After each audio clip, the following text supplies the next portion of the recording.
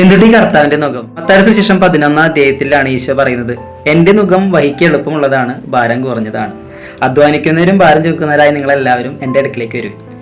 4 സുവിശേഷങ്ങളിലും ഈശോയുടെ നുഖത്തെ തപ്പി പോയി കഴിഞ്ഞാൽ വ്യത്യസ്തമായിട്ടുള്ള കാര്യങ്ങൾ നമുക്ക് കിട്ടും. എന്നാൽ മത്തായിയുടെ സുവിശേഷത്തിലെ 7-ാം അധ്യായത്തിൽ ഈശോ എടുത്തു പറയുന്നുണ്ട്, എനിക്ക് മനസ്സിലായത് പ്രകാരമാണ്, മറ്റൊരു സഹോദരൻ നിനക്ക് എന്ത് ചെയ്തു തരാൻ നീ ആഗ്രഹിക്കുന്നു അത് തന്നെ നിങ്ങളും ചെയ്തു കൊടുക്കുക. അത് ഈശോയുടെ ഒരു നുക, എളുപ്പമുള്ള ഒരു കാര്യമാണ്.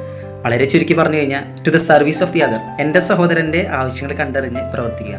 ആദിമ ക്രൈസ്തവ സമൂഹത്തിൽ അങ്ങനെയായിരുന്നല്ലോ, അവരൊന്നും സ്വന്തമായിട്ട് കരുതിയില്ല, എല്ലാം പരസ്പരം പങ്കുവച്ചു. അതുകൊണ്ട് എന്തുണ്ടായിരുന്നു, അവിടെ ആവശ്യക്കാരുണ്ടായിരുന്നില്ല, കുറവുകൾ ഉണ്ടായിരുന്നില്ല, എല്ലാവർക്കും എല്ലാം ഉണ്ടായിരുന്നു.